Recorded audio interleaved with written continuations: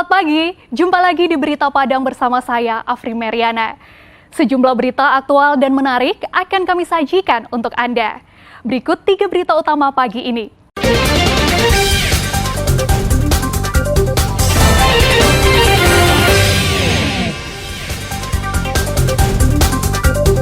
Dua kecamatan di Pasaman Barat dilanda banjir. Penjual telepon genggam tewas dihabisi pembelinya. Murid sekolah luar biasa di Padang belajar cara membuat sabun cair.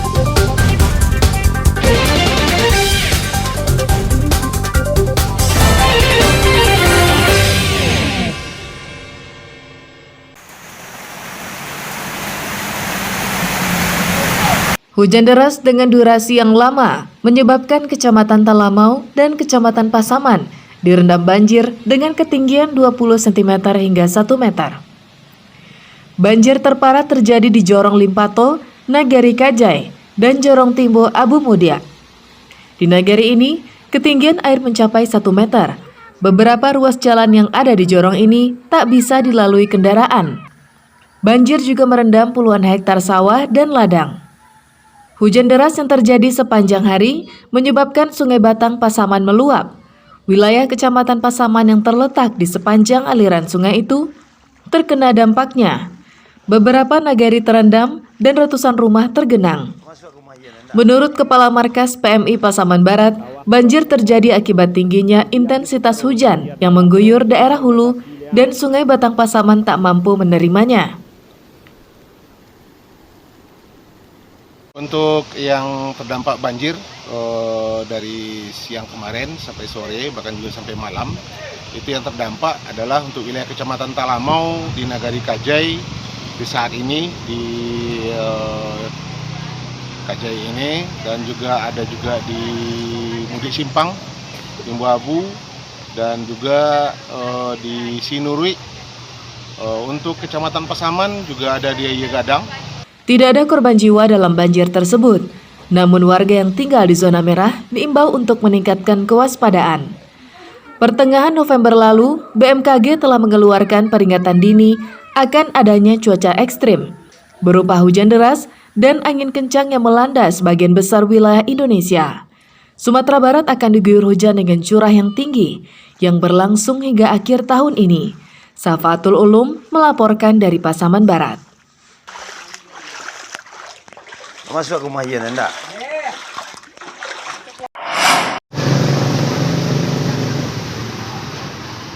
Rumah Enwi Astria, warga Jorong Kampung Alang, Nagari Kajai, Kamis sore pekan silam, ambruk dan terbawa tanah longsor. Rumah ini berdiri di tebing yang berada tepat di pinggir jalan Nagari Kajai. Akibat hujan deras, tebing tanah tersebut labil dan longsor, serta memporak-porandakan rumah Enwi. Pasalnya, Enwi membangun rumahnya tanpa dilengkapi tiang beton, sehingga rawan ambruk. Sedangkan rumah tetangganya yang bersebelahan justru tak terpengaruh karena dilengkapi dengan tiang beton. Selain kehilangan rumah, perabotan Enwi juga terkubur. Petugas BPBD dan warga sekitar bergotong royong mencari perabotan rumah yang masih bisa digunakan. Saat peristiwa itu terjadi, Enwi dan keluarganya sedang berada di tempat lain karena terkurung hujan. Bapak 2 anak ini baru pulang ke rumah setelah tetangga mengabarinya.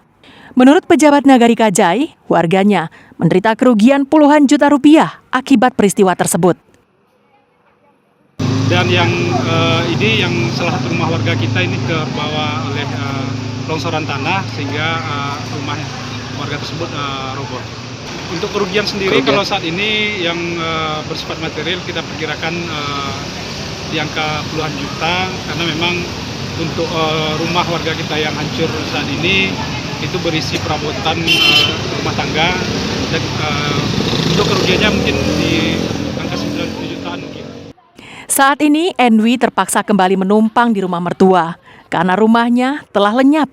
Warga sekitar membantunya mengevakuasi peralatan dan perabotan rumah yang masih bisa digunakan. Safatul Ulum melaporkan dari Pasaman Barat.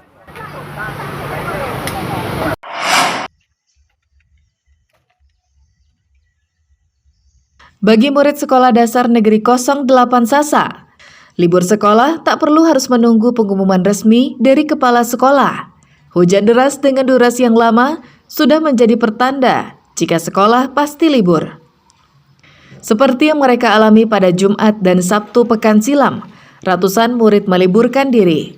Penyebabnya bukan sekolah mereka kebanjiran, namun jalan menuju ke sekolah itu direndam banjir setinggi hampir setengah meter. Selain tergenang, banjir juga mengalir deras, sehingga tak satupun kendaraan yang bisa melintasinya. Warga yang nekat menyeberang juga harus hati-hati, jika tidak mereka akan diseret arus. Tergenangnya jalan itu disebabkan oleh meluapnya Sungai Batang Pasaman yang diguyur hujan sepanjang Jumat dan Sabtu. Bagi guru di sekolah dasar negeri itu, libur karena banjir merupakan masalah klasik yang selalu berulang sejak 10 tahun lalu. Kalau airnya tinggi, libur. Tapi kalau seandainya masih bisa dilewati sekolah, walaupun jalan kaki, kami pun guru-guru, kalau anaknya sudah berkumpul di tempat air yang besar ini, kalau sekolah itu misalnya ujian, kami lewati saja air yang besar itu. Sejatinya, pemerintah Pasaman Barat harus mencari solusi yang konkret agar murid di SD negeri yang berlokasi di Jorong Rantau Panjang, Nagari Sasak tersebut bisa belajar secara berkesinambungan dan tak libur jika hujan deras. Karena pendidikan merupakan masalah serius di negeri ini.